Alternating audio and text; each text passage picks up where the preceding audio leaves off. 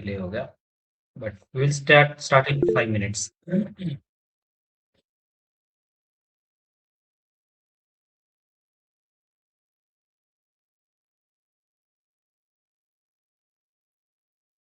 कितना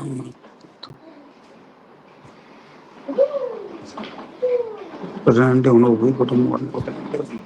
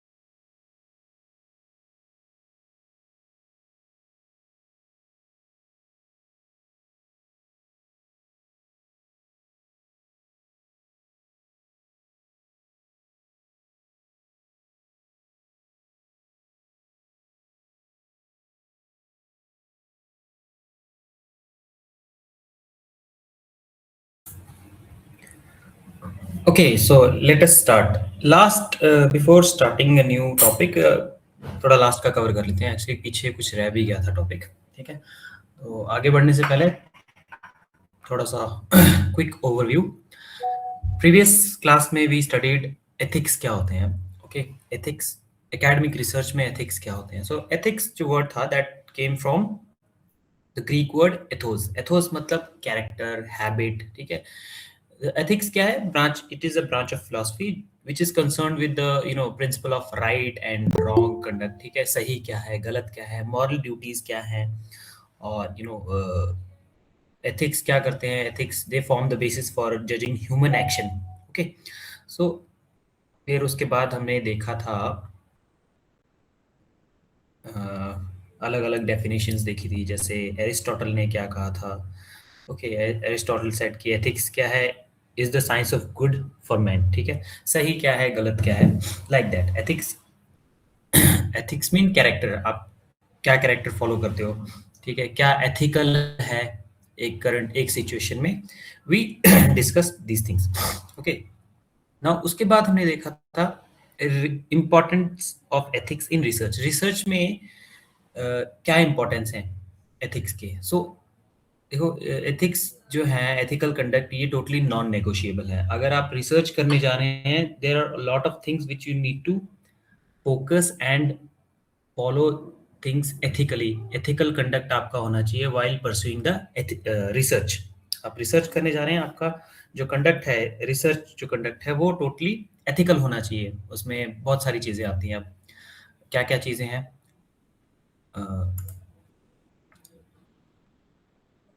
just a second, sorry sorry sorry sorry.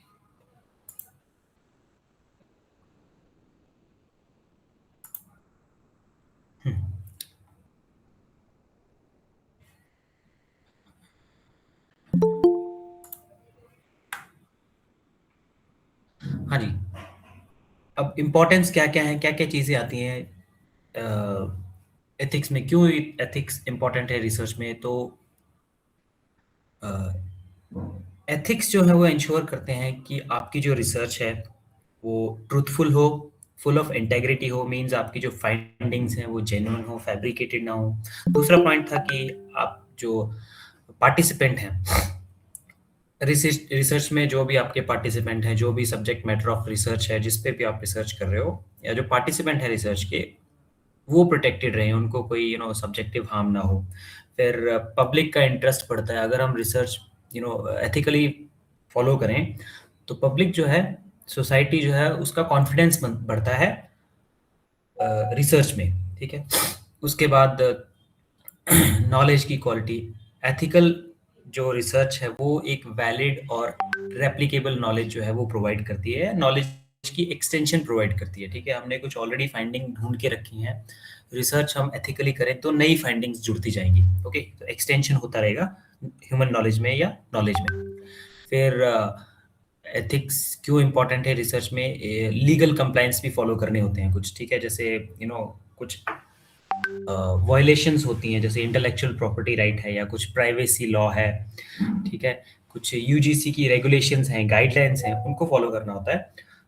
तो वो भी इंश्योर हो जाता है if we conduct the research ethically. Okay, then उसके बाद देखे थे हमने कोर प्रिंसिपल्स क्या थे, एथिक्स कोर एथिकल प्रिंसिपल क्या है रिसर्च के। सो ये जो कोर एथिकल प्रिंसिपल्स हैं, they are based on Belmont report 1979 के। उसमें अलग अलग चीज़ें दी हैं। फर्स्ट है respect for person, that is autonomy. ठीक है, जो भी आप इंफॉर्मेशन कलेक्ट कर रहे हैं, ठीक है, तो इंफॉर्मेशन कलेक्ट करने से पहले you need to take the consent of the participant. Okay, कुछ एक जनता जो है, या कुछ एक एज ग्रुप जो है वो वल्नरेबल होता है, तो उनके लिए स्पेशल प्रोटेक्शन की बहुत ज़्यादा ज़रूरत होती है। ओके, देन बेनिफिशियंस है next core ethical principle. Means हमें रिसर्च से होने वाले जो बेनिफिट हैं उसको मैक्सिमाइज करना है, और कम से कम कोशिश करनी है कि हार्म जो है उसको मिनिमाइज से मिनिमाइज रखा जाए। जैसे मेडिकल ट्रायल होते हैं, ठीक है, जो मेडिकल ट्रायल जो है, they must be they must demonstrate the benefits. Okay, जो भी मेडिकल ट्रायल होते हैं वो बेनिफिट्स डेमोन्स्ट्रेट करने चाहिए before before if we are proceeding for human trials. ठीक है, ह्यूमन ट्रायल्स के लिए रिसर्च कर रहे हैं, तो हमें इंश्योर करना होगा कि जो भी मेडिकल ट्रायल्स हो रहे हैं उनके बेनिफिट ज़्यादा हों, नुकसान कम हो। ओके, वैसे तो कोशिश होनी चाहिए कि नो नुकसान, okay, zero harm, but we have to ensure कि मिनिमम से मिनिमम जितना कम नुकसान हो सके वो। फिर आता है नॉन मैलिफिसेंस। नॉन मैलिफिसेंस मतलब कि first we have to do no harm. Okay, research कोई साइकोलॉजिकल हार्म ये सब नहीं करना चाहिए। ठीक है, फिर आता है justice. Justice mean we have to fairly distribute जो भी रिसर्च के बेनिफिट्स हैं, या रिसर्च के बेनिफिट्स हैं उनको, बेनिफिट्स और जो बर्डन है उनको फेयरली डिस्ट्रीब्यूट करना है। ठीक है, अ, पहले क्या होता था, जो क्लिनिकल ड्रग ट्रायल होते थे हिस्टोरिकली, उसमें विमेंस और माइनॉरिटीज को क्या है, एक्सक्लूड किया जाता है। लेकिन मॉडर्न एथिक्स क्या कहते हैं कि इंक्लूजन होना चाहिए। ठीक है, सबको इंक्लूजन होना चाहिए, एवरीबडी मस्ट बी इंक्लूडेड। फिर आता है integrity and honesty. integrity honesty means we have to report truthfully, no fabrication, no falsification, no plagiarism. ठीक है, ये आगे और डिटेल में पढ़ेंगे क्या होता है। ट्रांसपेरेंसी होनी चाहिए, मींस ओपन मेथोडोलॉजी होनी चाहिए। If I am doing certain kind of research and I am applying certain kind of methodology into my research, I have to show the methodology in my research paper और in my research openly. ठीक है, कोई shady method नहीं होना चाहिए, method जो है open होना चाहिए। अगर मैंने ऐसे रिसर्च किया है, आप भी सेम मेथड, रिसर्च मेथड जो है फॉलो कर सकते हो। अदरवाइज कैसे पता लगेगा कि रिसर्च कैसे हो रही है। ओके, नेक्स्ट, फिर कोई अगर कॉन्फ्लिक्ट ऑफ इंटरेस्ट है तो उसको भी डिस्क्लोज करना है। रिसर्च में क्या होता है, बहुत सारी रिसर्च ऐसी होती है जो फंडेड होती है। ओके, फंडेड होती है तो मतलब कोई कंपनी फंड कर रही है, तो अब उसमें क्या है, एक इंटरेस्ट आ रहा है किसी कंपनी का। ओके, तो जो उसके फाइंडिंग्स होगी, हो सकता है वो भी मैनिपुलेटिव है।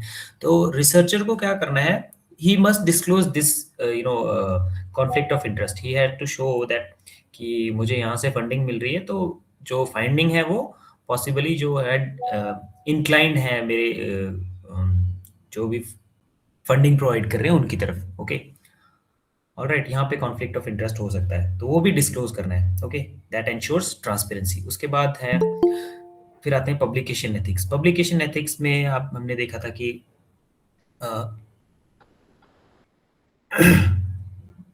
ये बेसिकली कैसे हमें पब्लिकेशन करनी है। ठीक है, पब्लिकेशन से रिलेटेड एथिक्स जो है वो कैसे फॉलो करने हैं, क्या क्या है। रिस्पॉन्सिबल कंडक्ट होना चाहिए, जब हमने कोई रिसर्च की है उसकी फाइंडिंग की जो है डिसमिनेशन जो है वो रिस्पॉन्सिबली होनी चाहिए। ओके, कुछ एक कोर प्रिंसिपल हैं, ठीक है, मेन प्रिंसिपल थे जो कि that was given by COPE, that is committee on publication ethics. ये 2024 की गाइडलाइंस वो हमने देखी थी, ऑथरशिप से रिलेटेड, प्लेजरिज्म से रिलेटेड, डेटा फैब्रिकेशन से रिलेटेड। सो ये हम कवर कर चुके हैं। Okay, duplication, redundancy, these things are covered. Next था ऑथरशिप एथिक्स। ठीक है, ऑथरशिप एथिक्स मींस कौन लोग जो है डिजर्व करते हैं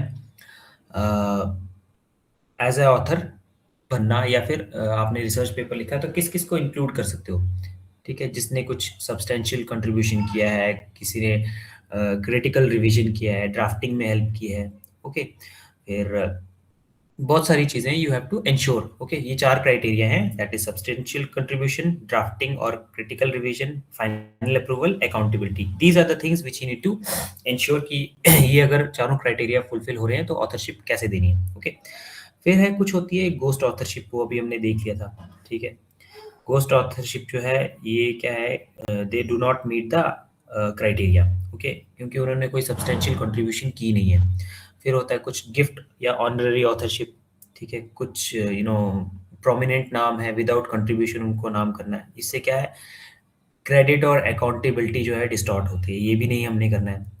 तो ऑनररी ऑथरशिप और गोस्ट ऑथरशिप दोनों इंक्लूड नहीं होनी चाहिए। फिर प्लेजरिज्म क्या है, प्लेजरिज्म ये भी एक एथिकल इशू है। ओके, प्लेजरिज्म मतलब हम किसी और का काम यूज कर रहे हैं, किसी और के आइडियाज यूज कर रहे हैं और किसी और के वर्ड्स यूज कर रहे हैं without proper attribution. Means proper credit नहीं दे रहे हैं उनका। मुझे कोई एक लाइन पसंद आई किसी रिसर्च में, कुछ एक फाइंडिंग्स पसंद आई, मैंने उठा के एज इट इज अपने रिसर्च पेपर में डाल दी, एंड जो ऑथर था उसको कोई ड्यू क्रेडिट नहीं दिया, विच इज वेरी रॉन्ग। ठीक है, तो ये क्या है, मैंने किसी और का काम दिखा रहा हूँ कि हाँ मैंने किया है, this is completely completely unethical practice. ये टोटली टोटली अवॉइड होनी चाहिए। और आजकल तो ऐसा है कि बहुत सारे सॉफ्टवेयर हैं जो कि we will discuss this software later on. बहुत सारे सॉफ्टवेयर हैं जो कि इंश्योर करवाते हैं कि आप प्लेजरिज्म ना करो। ठीक है, आपने कहीं कंटिन्यूटी में कुछ एक क्राइटेरिया सेट किया जाता है, कंटिन्यूटी में अगर आपने 5 वर्ड सेम यूज किए हैं तो वो पूरा प्लेजरिज्म में आ जाता है। ओके, और आजकल जो सॉफ्टवेयर हैं प्लेजरिज्म से रिलेटेड, उनका डेटाबेस इतना बड़ा है कि आप का चांस ही नहीं कि आप प्लेजरिज्म कर सको। ओके, वहाँ इंश्योर हो जाता है क्योंकि जो सॉफ्टवेयर है वो फुल्ली डिटेक्ट कर लेता है कि कहाँ से लाइन उठाई है, कहाँ से नहीं। ओके, ये था प्लेजरिज्म। प्लेजरिज्म में बेसिकली हमने क्या क्या है टाइप्स देखे थे प्लेजरिज्म के। वर्बेटियम प्लेजरिज्म होता है, मीन्स हम कॉपी टेक्स्ट कर रहे हैं वर्ड टू वर्ड, ठीक है, विदाउट कोटेशन और साइटेशन। हम क्या करते हैं, जब भी किसी का कहा कही हुई बात हम उठाते हैं तो उसको इन्वर्टेड कॉमास में रखते हैं ना, या फिर उसको साइटेशन प्रोवाइड करेंगे, मीन्स ये लाइन कहीं से उठाई और उसके बाद में ब्रैकेट में उस आदमी का नाम, उसका रिसर्च पेपर लिखा हुआ, कहाँ ये लाइन थी वो लिख देते हैं, ठीक है। तब क्या है, that is not plagiarism because we are not saying this thing, वो किसी और ने कही है और हम उसको ड्यू क्रेडिट दे रहे हैं, वहां पे प्लेजरिज्म नहीं है। बट अगर सेम लाइन उठा के हम रख दे रहे हैं ऐसे और विदाउट गिविंग एनी क्रेडिट, कोई इन्वर्टेड कॉमास नहीं, वो क्या होगा, वो ये ऐसे ट्रीट किया जाएगा कि हाँ मैं कह रहा हूँ वो बात, मेरा आइडिया है, but that is not the truth, okay. दूसरा है पैराफ्रेज प्लेजरिज्म। पैराफ्रेज प्लेजरिज्म क्या होता है, हम किसी और की स्टेटमेंट को रीस्टेट कर रहे हैं, okay, restating someone's idea in different word without attribution. अब ये भी प्लेजरिज्म होता है, मैंने किसी और की बात को तोड़ मरोड़ के पेश कर दिया, बात वही है, ओके, बात सेम ही है बट वर्ड्स का इधर उधर झोल झाल कर दिया, वो भी प्लेजरिज्म में आता है, उसे पैराफ्रेज प्लेजरिज्म कहते हैं। फिर सेल्फ प्लेजरिज्म होता है, मोज़ेक प्लेजरिज्म होता है, ओके, ये चीजें हमने ऑलरेडी डिस्कस कर ली हैं, आगे चलते हैं। फिर आता है data fabrication and falsification, okay, ये this is the most serious form of misconduct, okay. Fabrication क्या है, हम डेटा इन्वेंट करते हैं, ओके। डेटा इन्वेंट करना मतलब खुद से कर रहे हैं डेटा, ओके, किसी डेटा कलेक्ट ना करके हम खुद ही डेटा फिल कर रहे हैं, ठीक है।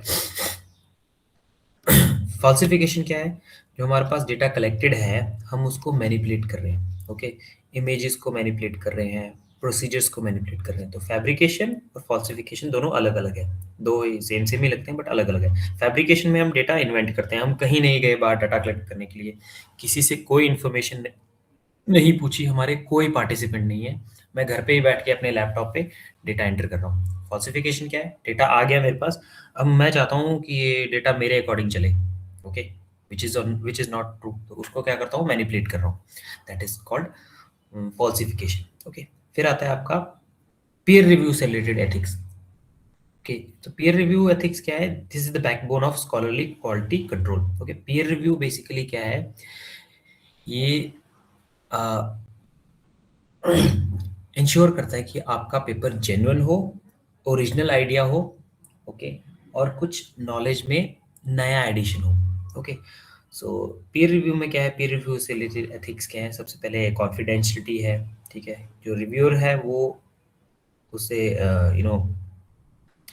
जो मैन्युस्क्रिप्ट आई है रिव्यू के लिए उसको इंश्योर करना है कि वो सीक्रेट रखे ड्यूरिंग एंड आफ्टर रिव्यू, अपने पास रिव्यू के लिए आई है, मुझे नहीं किसी को डिस्क्लोज करना है कि मेरे पास एक मैन्युस्क्रिप्ट आई है फॉर रिव्यू। दूसरा है इम्पार्शियलिटी, रिव्यू जो है ये कैसा होना चाहिए, साइंटिफिक मेरिट पे होना चाहिए, किसी पर्सनल या पॉलिटिकल रिलेशनशिप पे नहीं होना चाहिए, ठीक है। तीसरा है टाइमलीनेस इंश्योर करनी है, ओके। अगर मैं रिव्यू टाइमली नहीं दे पा रहा हूँ तो I have to be truthful कि हाँ मैं नहीं कर पाऊंगा, पहले ही रिजेक्ट कर दी, पहले ही हमें क्या करना है, ऑफर डिक्लाइन कर देना है। आपको पहले क्या आता है, अगर आप रिव्यूअर बनोगे तो आपको एक कंसेंट फॉर्म आएगा कि आप कर सकते हो, तो प्लीज कंसेंट दो और रिव्यू कीजिए इस पेपर को, मैन्युस्क्रिप्ट को। अदरवाइज अगर नहीं है टाइम तो you can decline, okay. This is also ethical practice in peer review. Conflict disclosure, okay, तो ये सब हमने पढ़ ली हैं, ओके। डुप्लीकेशन, सलामी स्लाइसिंग, ये हमने बहुत अच्छे से पढ़ लिया था, okay. Conflict of interest already discuss कर लिया है हमने।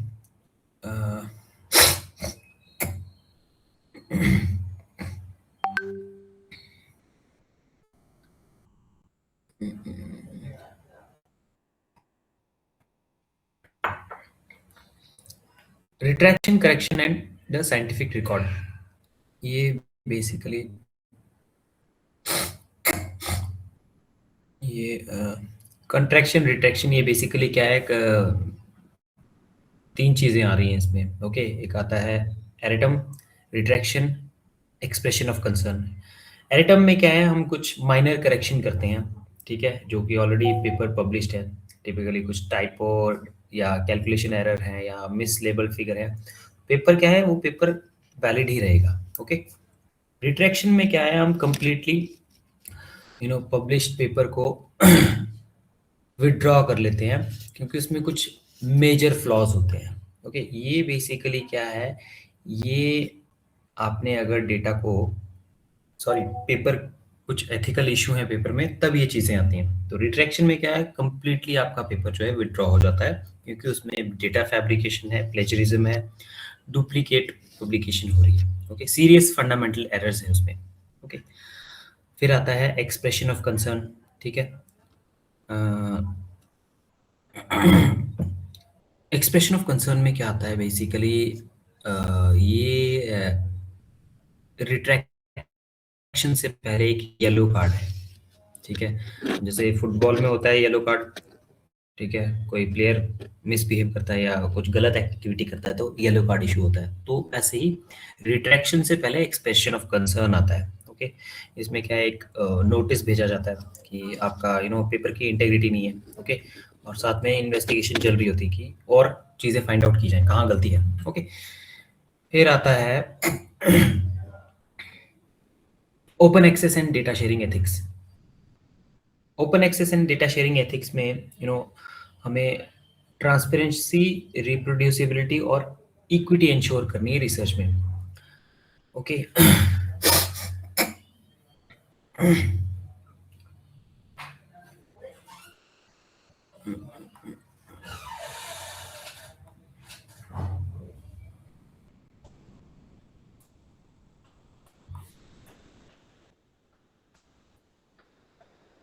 Open access and data sharing,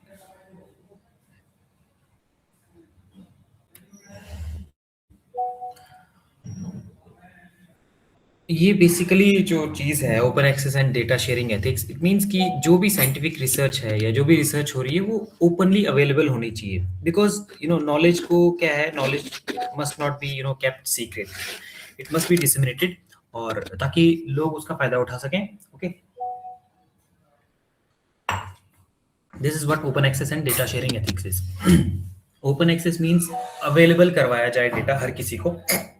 okay, so that और रिसर्च जो है वो, और रिसर्च आगे बढ़ सके, और नॉलेज में एक्सटेंशन हो सके, और नॉलेज जो है गेन किया जा सके। इसलिए जो है अलग अलग ऑर्गेनाइजेशंस जो है अलग अलग पॉलिसीज बना रही हैं। जैसे यूनेस्को का है, यूनेस्को ओपन साइंस रिकमेंडेशन 2021। क्या रिकमेंडेशन था कि एक ग्लोबल फ्रेमवर्क होना चाहिए जिसमें कि एक यूनिवर्सल एक्सेस हो साइंटिफिक नॉलेज के लिए, डेटा के लिए, इंफ्रास्ट्रक्चर के लिए। ओके, उसके बाद एक है fair data principle. Fair data principle में क्या कहा गया है, इट सेज कि research data must be findable, accessible, okay, reusable, interoperable. Okay, ये बेसिकली यूरोपियन यूनियन जो है वहाँ पे ऑलरेडी अडॉप्ट हो गया है। फेयर डेटा प्रिंसिपल मतलब अब जो भी डेटा अवेलेबल है रिगार्डिंग रिसर्च, वो क्या है, वो इजीली फाइंडेबल हो, ओके, एक्सेसिबल हो। उसके बाद आता है आपका open access publication, sorry not open, चलते हैं आगे। Pre print servers. Pre print servers basically ये कुछ एक नो प्रीप्रिंट सर्वर्स बेसिकली ये आपके डेटा प्रोवाइड करते हैं आपको। Okay, you can immediately share things, share research. ठीक है, जैसे आपका ARXIV है, बायो RXIV है। ठीक है, ये अलग अलग है, सोशल साइंस से रिलेटेड ये डेटाबेस है। ओके, आपको इजीली डेटा यहाँ से मिल जाएगा। Okay, you can immediately share the data. Okay, उसके बाद है NIH डेटा शेयरिंग पॉलिसी है। NIH डेटा शेयरिंग पॉलिसी क्या है, इट सेज कि ऑल NIH फंडेड रिसर्च क्या है, they must share scientific data in publicly accessible repository. Repository basically जहाँ पे सारा डेटा शेयर होता है, डेटा रिसर्च पेपर, ओके, उसको बोलते हैं रिपोजिटरी। ठीक है, अलग अलग रिपोजिटरी हैं। जैसे आपको थीसिस चाहिए कहीं से, सॉरी, थीसिस चाहिए आपको, थीसिस एक्सेस करनी है ऑल ओवर इंडिया की जो भी यूनिवर्सिटी हैं, जहाँ जहाँ रिसर्च हो रही है। ओके, जहाँ जहाँ PhD हो रही है, उन सब की, या जो PhD हो चुकी है ऑलरेडी, वो सब PhD थीसिस आपको कहाँ मिल जाएंगी, आपको मिल जाएंगी रिपोजिटरी में। उस रिपोजिटरी का नाम है शोध गंगा। ओके, कोई भी टॉपिक, कोई भी यूनिवर्सिटी, ठीक है, आपको सर्च करना है, यू कैन गो टू शोध गंगा, ओके, और फुल्ली अवेलेबल होती है रिसर्च वहाँ पे, ठीक है, जो भी पीएचडी आज तक हुई है सब आपको मिल जाएगी। That is what repository is. तो एनआईएच क्या कहता है कि जो भी एनआईएच फंडेड रिसर्च है, ये साइंटिफिक डेटा उनको पब्लिकली एक्सेसिबल करवाना है थ्रू रिपोजिटरीज, ओके। ऑलराइट, उसके बाद क्या है, ओपन एक्सेस पब्लिकेशन, ठीक है। ओपन एक्सेस पब्लिकेशन क्या है कि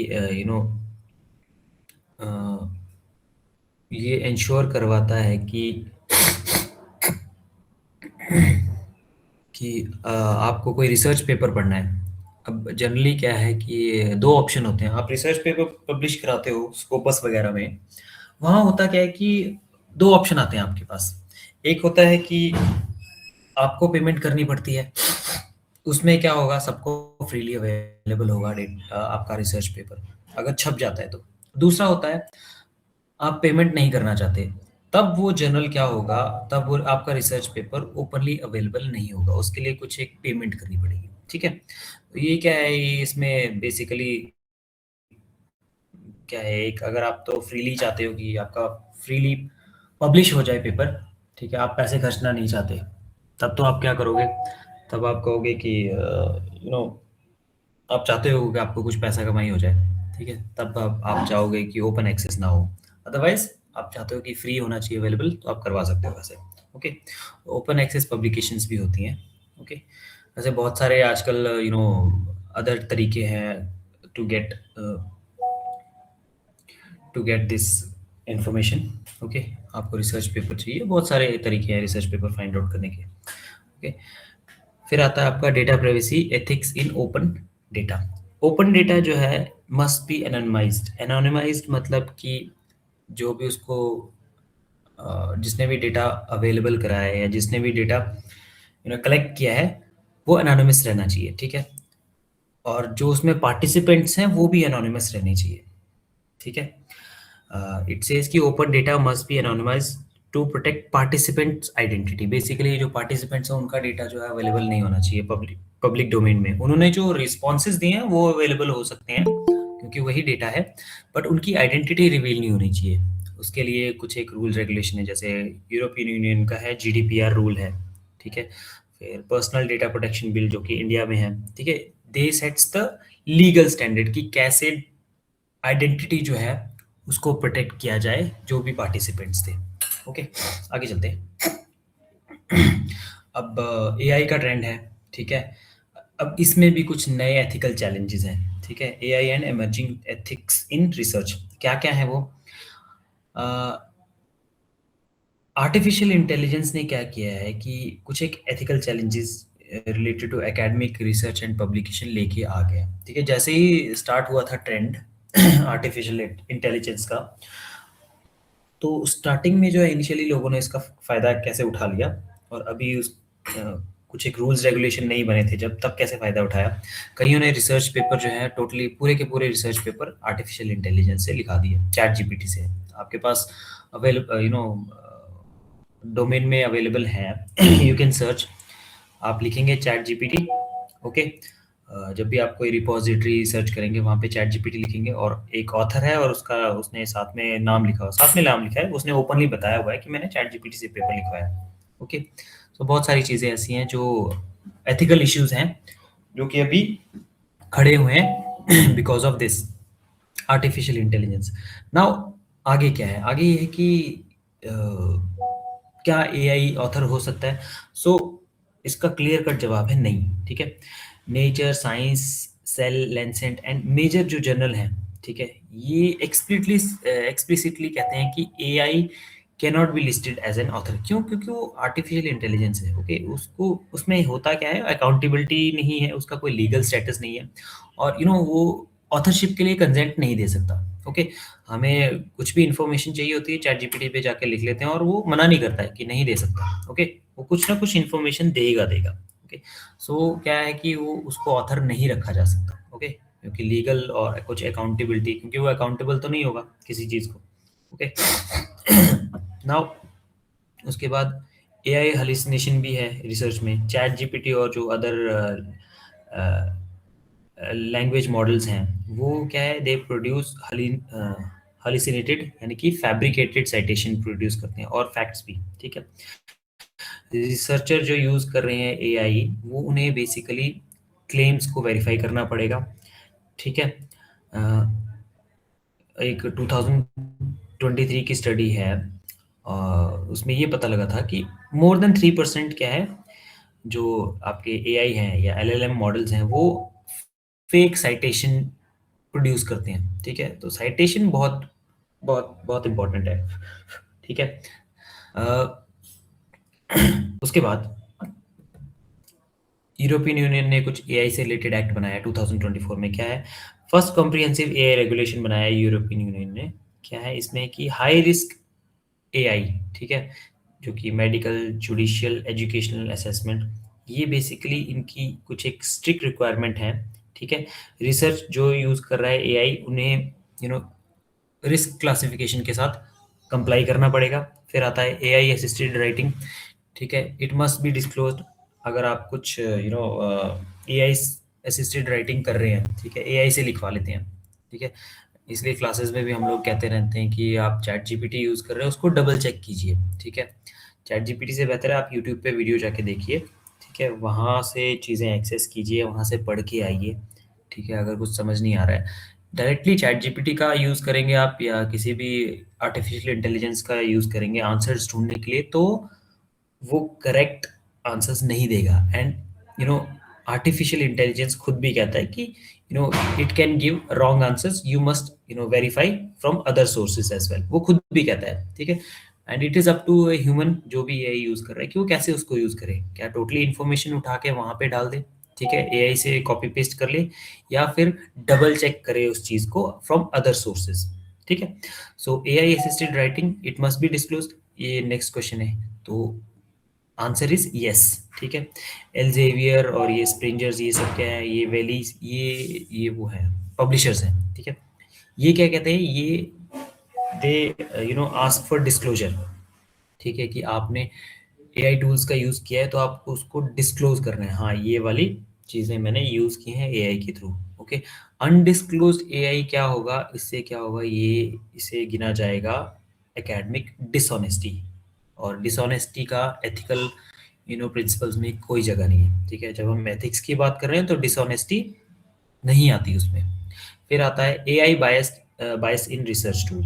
AI bias in research tool में है कि फेशियल रिकॉग्निशन सिस्टम शो करता है कि 34% higher error rate of dark skin women, ठीक है।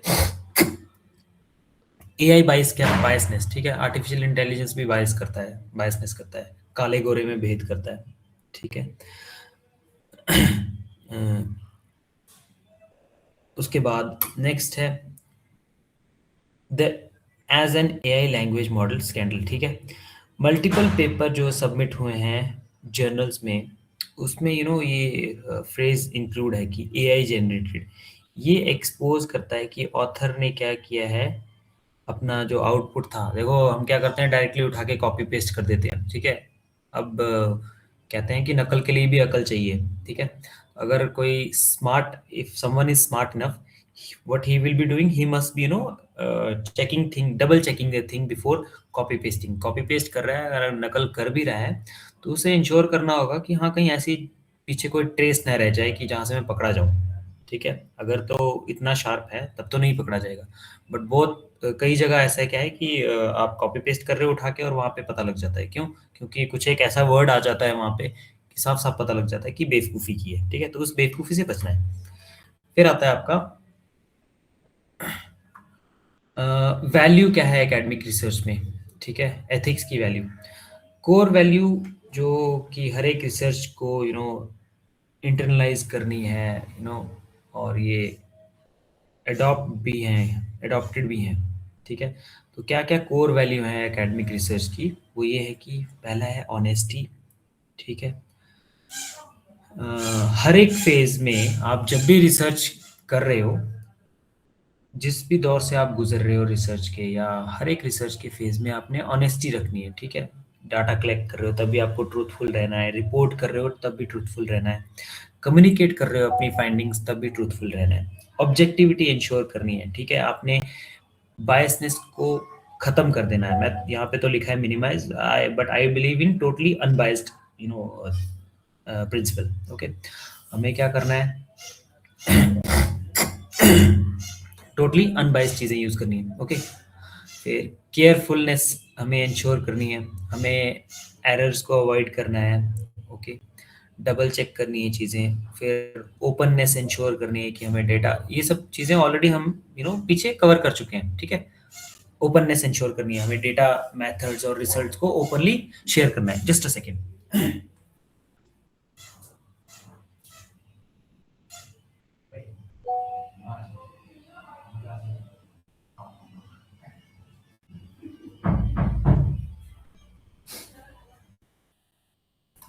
ओके, उसके बाद हमें IP, respect for IP, intellectual property. Intellectual property means आपने कुछ खोजा हुआ है, ठीक है, आपका पर्सनल इंटेलेक्ट से कोई चीज़ प्रोड्यूस हुई है, तो उसकी रिस्पेक्ट होनी चाहिए। ओके, तो उसके लिए हमें क्या है, प्रॉपर,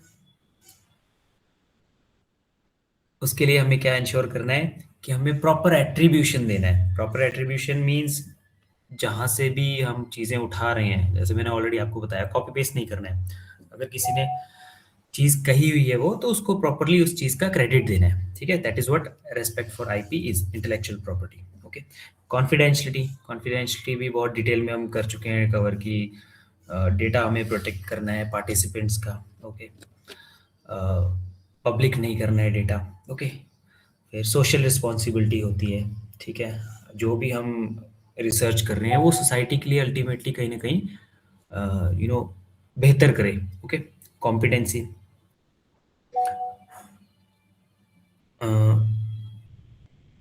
कॉम्पिटेंसी मतलब कॉम्पिटेंट आदमी को ही वो काम करना चाहिए। ठीक है, अगर मुझे मेथड्स नहीं पता है रिसर्च के और मुझे डेटा कलेक्शन का नहीं पता है कैसे होगी, तो I must not pursue those things.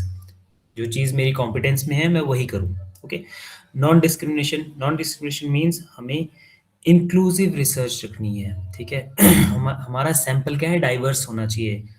हमें डेलिबरेटली किसी कई चीज़ों को इंक्लूड एक्सक्लूड नहीं करना है। ओके, हमारी रिसर्च कैसी होनी चाहिए, इंक्लूजन्स वाली होनी चाहिए। ठीक है, हम मैं डाटा कलेक्ट करने जा रहा हूँ तो मुझे काले गोरे का भेद नहीं करना है, गरीब अमीर का भेद नहीं करना है। ठीक है, क्योंकि थिंकिंग सबकी अलग अलग हो सकती है, और अलग अलग थिंकिंग है तो वो भी एक फाइंडिंग ही होती है। ओके, अलग अलग आउटकम आ सकते हैं अलग अलग थिंकिंग से, अलग अलग डेमोग्राफिक कैरेक्टर से अलग अलग रिजल्ट्स आ सकते हैं। Okay, so I must follow the non discrimination. Okay, फिर responsible mentoring. Okay, responsible mentoring में एक जो गाइड है, रिसर्च गाइड, उसका बहुत बड़ा रोल आता है। ठीक है, मुझे बीइंग अ गाइड क्या है, एथिकली सुपरवाइज करना होगा। ओके, सारे राइट मेथड्स जो है अपने स्कॉलर्स को सिखाने हैं। ठीक है, अपने स्कॉलर को या अपने स्टूडेंट्स को एक्सप्लॉइट नहीं करना है। घर का काम नहीं करवाना है अपने स्कॉलर से। ओके, या घर पे झाड़ू पोछा नहीं करवाना है। ओके, एक्सप्लॉइट नहीं करना है। ओके, ये हैं आपके वैल्यूज इन एकेडमिक रिसर्च। उसके बाद है ये कुछ ग्लोबल रिसर्च इंटेग्रिटी फ्रेमवर्क है। ये बहुत ज़्यादा डिटेल में पीपीटी बनाई है मैंने। ओके, उसमें हर एक चीज़ इंक्लूड है। ओके, इंटीग्रिटी से रिलेटेड, एथिक्स से रिलेटेड, ठीक है, हर एक लेवल पे। तो ग्लोबल रिसर्च इंटीग्रिटी में क्या आता है, व्हाट इट सेज, इसमें अलग अलग इंटरनेशनल स्टैंडर्ड्स हैं जो कि एथिकल रिसर्च को गाइड करते हैं, वो सब है। तो अलग अलग स्टैंडर्ड्स हैं, अलग अलग कंट्री के एकेडमिक रिसर्च से रिलेटेड या साइंटिफिक से रिसर्च से रिलेटेड स्टैंडर्ड्स हैं, वो सब है। तो सबसे पहला है बेलमोंट रिपोर्ट। बेलमोंट रिपोर्ट जो है ऑलरेडी हमने डिस्कस कर ली, 1979 वाली पीछे। ठीक है, व्हाट इट से, it is a foundational document. ठीक है, ये बेसिकली इंश्योर करता है कि ऑटोनॉमी, बेनिफिशेंस और जस्टिस कैसे होना चाहिए ड्यूरिंग रिसर्च। ठीक है, ये ये इसको कह सकते हैं एक गोल्ड स्टैंडर्ड कह सकते हैं ह्यूमन सब्जेक्ट रिसर्च।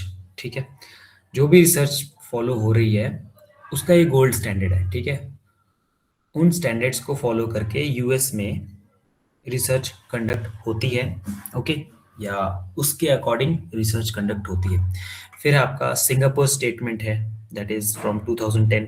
इसमें कुछ एक 16 प्रिंसिपल्स हैं। ठीक है, अक्रॉस 4 रिस्पॉन्सिबिलिटीज जो कि होती है ऑनेस्टी, अकाउंटेबिलिटी, प्रोफेशनल कर्टेसी और स्टूवर्डशिप, इससे रिलेटेड। ठीक है, कुछ एक प्रिंसिपल्स बनाए हैं। Okay, regarding research integrity. फिर है आपका European code of conduct. Okay, इसमें 4 प्रिंसिपल्स हैं: responsibility, honesty, respect, accountability. Okay, ये रेगुलरली अपडेट होता रहता है कि हमें कैसे रिसर्च कंडक्ट करनी है। ओके, फिर हमारे यूजीसी के प्लेजरिज्म रेगुलेशन है 2018 के। ओके, इसमें है कि mandatory similarity check check for all PhD thesis. जो भी पीएचडी थीसिस जो है आप सबमिट करोगे, ठीक है, उनका सिमिलैरिटी इंडेक्स चेक किया जाता है। प्लेजरिज्म बोलते हैं उसको और सिमिलैरिटी इंडेक्स बोलते हैं। मींस सिमिलरली कितना, सिमिलैरिटी इंडेक्स कितना है। तो थ्रेशोल्ड लिमिट है आपकी 0 to 10%। ठीक है, कोशिश तो ये होनी चाहिए आप 10% से कम रखो। ठीक है, क्यों? क्योंकि बहुत सारी चीज़ें जो है we can not add something new. कई चीज़ें हमें इम्बाइब करनी पड़ती हैं दूसरी रिसर्च से। ठीक है, which is a good thing, which is a very बढ़िया चीज़ है। हम दूसरे के नॉलेज को लेके थोड़ा और नॉलेज एक्सटेंड कर रहे हैं, that is very good thing. तो बट एक थ्रेश होल्ड लिमिट है हमारी। We have to keep that threshold limit up to 10%। Means हमारा सिमिलैरिटी इंडेक्स, हमारी पीएचडी का सिमिलैरिटी इंडेक्स जो है 10% या उससे कम रहना चाहिए, which is acceptable according to UGC plagiarism regulation 2018। Okay, उसके बाद आता है आपका, ये तो एक्सेप्टेबल है। उसके बाद पेनल्टी आती है। पेनल्टी आपकी लगती है 10 to 40%। ठीक है, और मोर देन 60% है तो पीएचडी कैंसिल। ओके,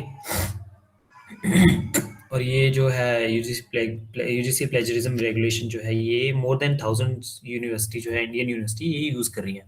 अब तो हर जगह मैंडेटरी है। ठीक है, सॉफ्टवेयर हैं अलग अलग, वो यूज किए जाते हैं to check the similarity index. Okay, और उसके साथ जब आप पीएचडी थीसिस आप जमा करते हो तो आपकी एक प्लेजरिज्म रिपोर्ट भी लगती है। ओके, उसमें इन डिटेल लिखा होता है कि आपने ये लाइन कहाँ से उठाई है। ओके, कितना सिमिलैरिटी इंडेक्स है वो आपका पता लग जाता है। ओके, फिर आता है आपका नेक्स्ट जो ग्लोबल रिसर्च इंटीग्रिटी फ्रेमवर्क है, दैट इज इंटरनेशनल स्टैंडर्ड।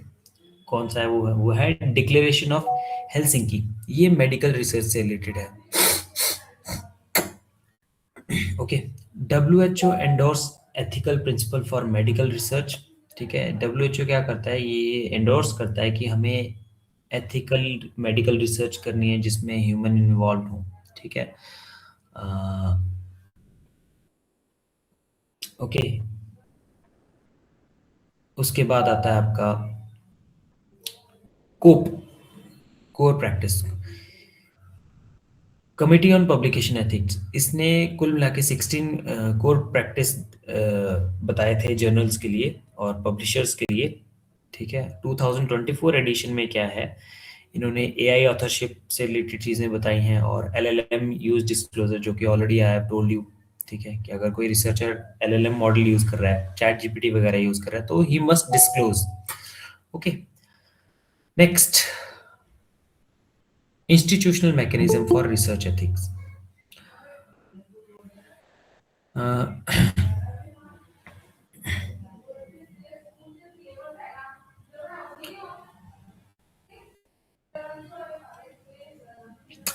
यहाँ पे क्या है कि अलग अलग बॉडीज जो है इंस्टीट्यूशनल लेवल पे, ओके, होनी चाहिए। ठीक है, अलग अलग जो बॉडीज हैं वो होनी चाहिए ताकि रिसर्च जो है एथिकली कंडक्ट हो सके। ठीक है, तो इसमें क्या क्या आता है आपका? आईआरबीज आते हैं, एथिकल कमिटीज आती हैं और ओवरसाइट बॉडीज आती हैं। आईआरबी हो गया इंस्टीट्यूशनल रिव्यू बोर्ड या एथिक्स कमिटी होगी। ठीक है, इसमें क्या है, ये it is mandatory for human subjects research. Okay, review consent procedures, इनका काम है कि कंसेंट प्रोसीजर को रिव्यू करना, रिस्क बेनिफिट्स, डेटा प्राइवेसी, ये सब चीज़ें इंश्योर करना कि एथिकली ये गाइडलाइंस जो है ये फॉलो हो। ठीक है, आईआरबी का। फिर आता है research integrity office. Research integrity officers क्या है? आरआईओ। ये बेसिकली इंस्टीट्यूशनल ऑफिसर्स होते हैं जो कि इन्वेस्टिगेट करते हैं अगर कुछ एथिकल सॉरी रिसर्च मिसकंडक्ट हुआ है। ठीक है, तो उसको इन्वेस्टिगेट करते हैं। ओके, ये बेसिकली ये this is required under US federal policy. ठीक है, ये यूएस की जो फेडरल पॉलिसी है उसके under this is the requirement. Okay, and it is growing globally. ठीक है, हर एक ऑल ओवर द वर्ल्ड ये है, अडॉप्ट हो रही है ये प्रैक्टिस। हर एक यूनिवर्सिटी क्या कर रही है, या हर एक जो इंडियन यूनिवर्सिटीज हैं वो भी इस चीज़ को प्रमोट कर रही हैं। वहाँ पे भी एक रिसर्च इंटीग्रिटी ऑफिसर जो है वो अपॉइंट होता है। ओके, जो इंश्योर करता है कि रिसर्च की जो इंटीग्रिटी है वो बनी रहे। ठीक है, रिसर्च जो है एथिकली फॉलो हो। ओके, फिर आता है ऑफिस ऑफ रिसर्च इंटीग्रिटी। ये basically this is a federal body which overseas integrity in PHS funded research. Okay, ये इसका काम है फाइंडिंग्स को पब्लिश करना, सैंक्शंस इम्पोज करना और पब्लिक डेटाबेस को मेंटेन करना। ठीक है, अगर कुछ मिसकंडक्ट हुआ है। ठीक है, फिर आता है आपका institutional animal care and use committee, AICUC। What it does, it governs research which involves animal. ठीक है, ओके, सो ये क्या है कि अब क्या है, अब एआई सिमुलेशन आ गई है। अब एनिमल टेस्टिंग को रिप्लेस कर दिया गया है। ओके, पहले एनिमल टेस्टिंग बहुत होती थी, अब क्या है, एआई से सिमुलेट करवाते हैं डेटा। ओके, वहाँ पे क्रुएल्टी अगेंस्ट एनिमल्स जो है वो घट रही है। ओके, ये इस कमिटी का काम है। ओके, फिर आता है आपका data safety monitoring board, DSMB। ये this is for clinical trial. Okay, it is an independent committee that monitor accumulate data,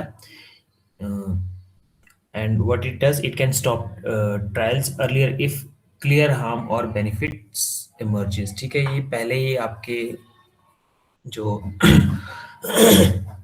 clinical trials हैं उनको रोक सकता है। ठीक है, that is what it is for. Okay, ये रुकवा सकता है आपके क्लिनिकल ट्रायल्स अगर उन्हें पता लग जाए कि बेनिफिट से ज़्यादा नुकसान हो रहे हैं। फिर है आपका नैक, UGC। नैक हमारी है national assessment and accreditation council है। ये बेसिकली इंस्टीट्यूशंस के जो रिसर्च एथिक्स इंफ्रास्ट्रक्चर है उसको इवेल्युएट करती है। यूजीसी जो है वो मॉनिटर करती है पीएचडी रेगुलेशंस को, प्लेजरिज्म और रिसर्च क्वालिटी को। ओके, जो भी आपकी रिसर्च होगी, जो भी आपकी पीएचडी होगी, वो सारी यूजीसी गाइडलाइंस के अकॉर्डिंग होगी, पीएचडी रेगुलेशंस गाइडलाइंस के अकॉर्डिंग होगी। ओके, तो ये थे आपके institutional mechanism for research ethics. ठीक है, इंस्टीट्यूशंस कैसे रिसर्च एथिक्स को इंश्योर करें कि वो बढ़िया से रिसर्च जो है एथिकली हो। ओके, उसके लिए अलग अलग इंस्टीट्यूशंस हैं। Responsible research conduct. Okay, this is a practical guide for every researchers. Okay, ethics क्या है, ये कोई एक्सटर्नल कांस्टेंट नहीं है, ये एक बढ़िया साइंस का या बढ़िया रिसर्च का फाउंडेशन है। ठीक है, अलग अलग स्टेजेस होती हैं। ठीक है, जहाँ पे हम जो है एथिकल कंडक्ट कर सकते हैं रिसर्च में। सबसे पहला है रिसर्च डिज़ाइन। ठीक है, हमें क्या करना है, हमें सबसे पहले अप्रूव करवाना है। रिसर्च स्टार्ट करने से पहले ही हमें अप्रूव कराना है। ओके, हमें अपने सारे क्राइटेरियाज, इंक्लूजन, एक्सक्लूजन और क्राइटेरिया, जो भी हमारा क्राइटेरिया रहेगा लोगों को इंक्लूड करने का, अपने पार्टिसिपेंट को इंक्लूड करने का, वो क्या है, वो पहले ही हमें डिफाइन करने होंगे। Okay, we have to pre register our hypothesis. Okay, हमें क्या है, हाइपोथेसिस पहले फॉर्म करनी होगी। आफ्टर रिजल्ट, जब हमें रिजल्ट्स पता है तब फॉर्म नहीं करनी है। ठीक है, जब आप हाइपोथेसिस फॉर्म करोगे अपनी रिसर्च में तो आप पहले ही करोगे, बाद में नहीं करोगे। ठीक है, जब आपकी RDC होगी, ओके, तो उसमें आप बताओगे कि आपकी हाइपोथेसिस क्या है। ठीक है, बाद में नहीं बताओगे। ठीक है, जब आपका फाइनल सबमिशन होगा तब नहीं बता सकते। वैसे तो आपका अप्रूव ही नहीं होगा अगर आपने हाइपोथेसिस नहीं रखे हैं, आपने ऑब्जेक्टिव नहीं रखे हैं क्लियरली डिफाइन, आपने रिसर्च डिज़ाइन अगर क्लियरली डिफाइन नहीं रखा है तो आपकी सिनॉप्सिस ही अप्रूव नहीं होती है। ओके, तो ये इंस्टीट्यूशन और रिसर्चर दोनों की ड्यूटी है कि वो इंश्योर करें कि रिसर्च डिज़ाइन बढ़िया हो। ओके, एथिकली अप्रूव्ड हो। हमें हाइपोथेसिस जो है पहले बनानी है, आफ्टर रिजल्ट्स नहीं बनानी है। ठीक है, वो इंश्योर हो जाता है। फिर आता है दूसरा स्टेज जहाँ पे रिसर्च रिस्पॉन्सिबल रिसर्च कंडक्ट होना चाहिए, that is data collection. Okay, हमें क्या करनी है, इन्फॉर्म्ड और जेन्युइन कंसेंट लेनी है पहले, और उसके बाद डेटा को एनोनिमाइज करना है, मींस डेटा कलेक्ट हो गया, हमें अपने जो पार्टिसिपेंट है उसको एनोनिमस रखना है। ओके, और उसके बाद हमें और क्या चीज़ इंश्योर करनी है, we have to maintain complete and accurate record. Okay, accurate data, जो डेटा उन्होंने दिया है वैसा का वैसा हमारे पास होना चाहिए। We don't have to manipulate the data. Okay, और क्या नहीं करना है, we do not have to collect data without consent. Data जो है विदाउट कंसेंट नहीं कलेक्ट करना है, ठीक है, पहले कंसेंट लेनी है। ओके, हम जब गूगल फॉर्म बनाएंगे उसमें हमें सबसे पहला ऑप्शन यही रखना है, are you willing to provide your data. Yes, yes होगा तो आगे आपका फॉर्म खुले, ठीक है, आगे जो भी रिस्पॉन्सेज आपने देने हैं वो खुले। नो करता है तो वैसे ही थैंक यू, ठीक है, thank you for your time. Okay, उसी टाइम सबमिट हो जाए फॉर्म, ठीक है, क्योंकि आप अपने लिए ऑप्शन मत रखो कि आगे उस इंसान की इंफॉर्मेशन हम कलेक्ट करें। ओके, सो कंसेंट लेना बहुत ज़रूरी है, ये सबसे ज़्यादा इंपॉर्टेंट चीज़ है डेटा कलेक्शन में। ओके, नाउ नेक्स्ट है, don't selectively record favourable observation. ठीक है, सिलेक्टिवली हमें ऑब्जर्वेशन नहीं करनी है। देखो, अगर रिसर्च में आगे बढ़ना है तो हमें उन चीज़ों को भी लेना होगा जो हमारे फेवर में नहीं है। Okay, because you don't know whether क्या होगा, हो सकता है कुछ नई फाइंडिंग निकल के आ जाए।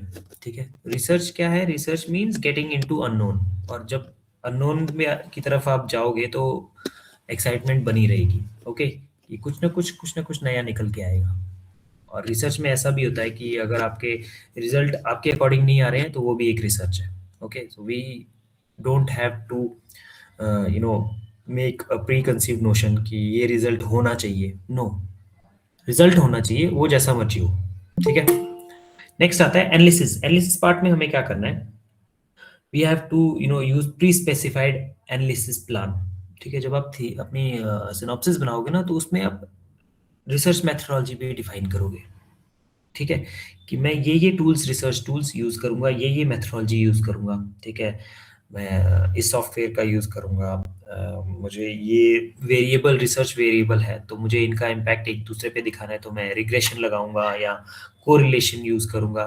ठीक है, या एक्सप्लोरेटरी टाइप ऑफ रिसर्च होगी मेरी, या सैम मॉडल लगाऊंगा। ओके, अलग अलग चीज़ें होती हैं, वो पहले ही हमें बतानी है। Okay, we have to pre-specify those analysis plan. Okay, then report effective size and confidence interval. ठीक है, हमें इफेक्टिव साइज हमें बताना है, कॉन्फिडेंस इंटरवल मींस एनालिसिस अब जब करेंगे तो हमें पहले ही बताना होगा कि कॉन्फिडेंस लेवल क्या होने वाला है। ठीक है, ये बेसिकली ये टेक्निकल टर्म है जो कि उसमें आएगी आपकी, जब आप रिसर्च करोगे ना मेथोडोलॉजी में तब आएगी। ओके,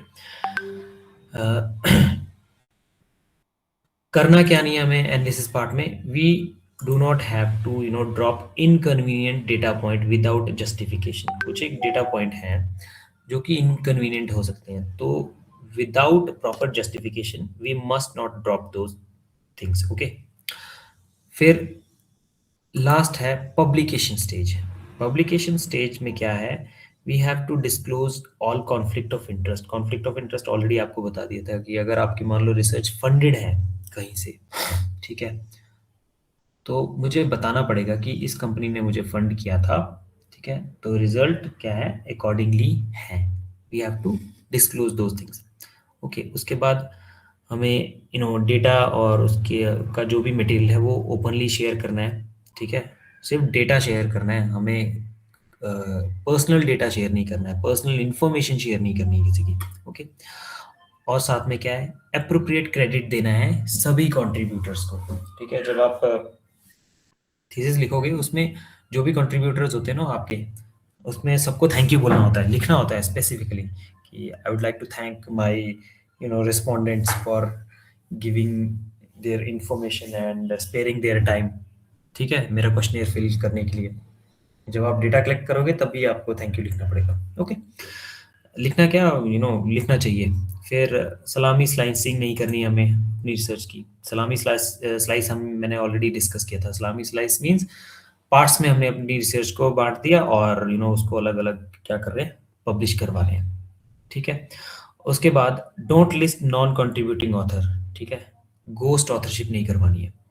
नेक्स्ट है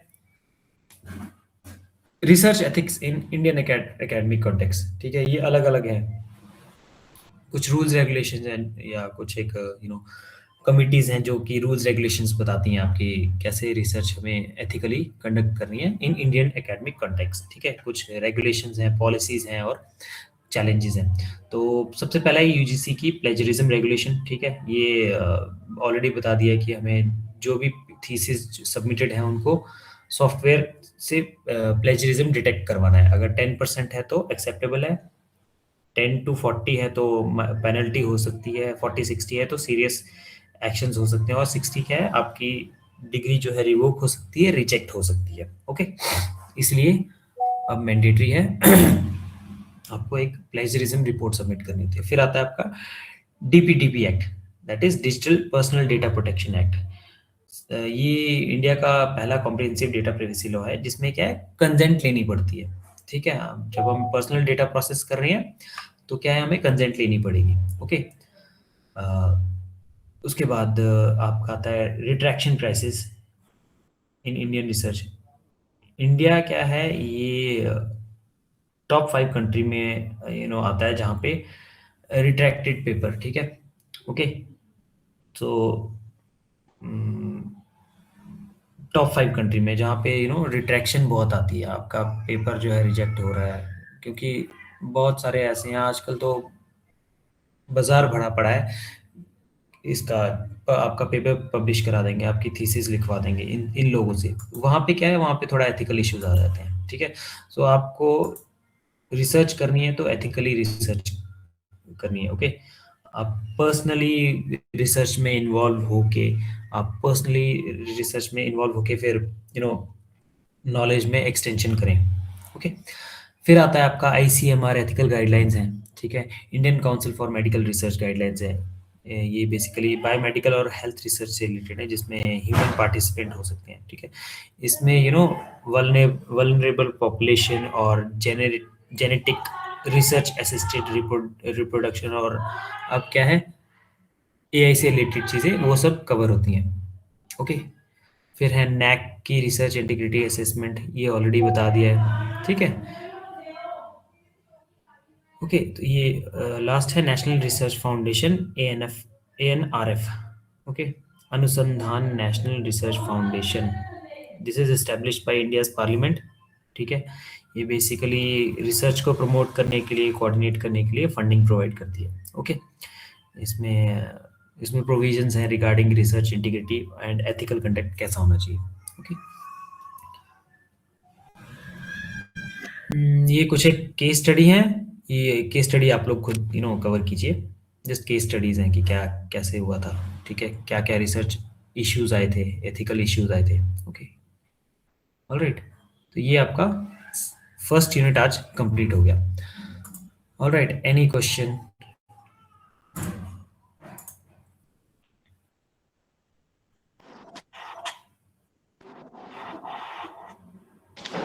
Excuse me, sir. Yes, I have a question about AI tools. जी बताइए। So, yesterday I heard a YouTube channel and it was telling like that there is some AI tool, Mythos. It can manipulate everything itself and no one can find it. And it is not in practice now and not in public domain also up till now. Okay. World organizations has not permitted this Mythos tool to be in public domain. But if it gets in public domain, so how the things can be solved? Because it itself unlocked his own lock by manipulating and something like that. देखिए, ethics ethics क्या है, मैंने आपको ethics already discuss है कि ethics क्या है, हमें इंटीग्रिटी खुद में फॉलो करनी है। Okay, if you are going to conduct a research, ठीक है। Okay. तो we must be truthful to ourself, ठीक है। Okay. सबसे पहले हमें तो खुद ही ट्रूथफुल रहना पड़ेगा, तो हमें खुद ही डिसाइड करना है, ठीक है, कि हम वो टूल यूज करें कि नहीं करें, whether it is available on public domain की नहीं, Yeah. ठीक है। We must be truthful to ourself कि हाँ मैंने रिसर्च खुद की है, खुद Okay. Fulfil self of acknowledgement आती है, ओके। तो पब्लिक डोमेन में अवेलेबल है नहीं है ये तो हमें डिसाइड करना पड़ेगा ना, हमें हमारे एथिक्स डिसाइड करेंगे कि हाँ हमें उस सॉफ्टवेयर को उस टूल को यूज करना है कि नहीं। Thank you so much. Thank you, sir. Thank you, thank you, Nice, Thank you. nice answer. Nice answer. Thank you. Any और कोई क्वेश्चन?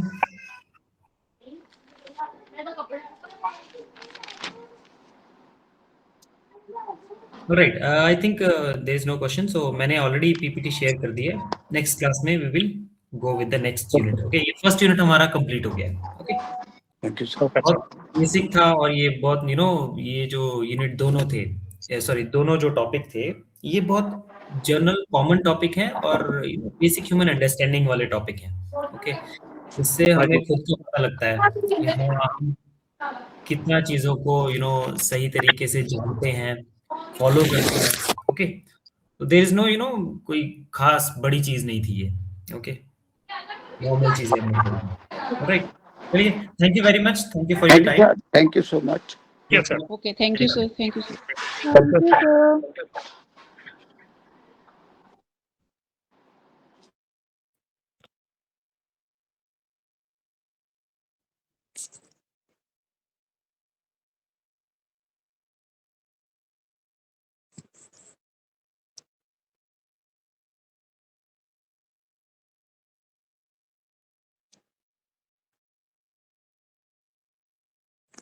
ਮੇਰਾ ਕਿੱਥੇ ਜਾਂਦਾ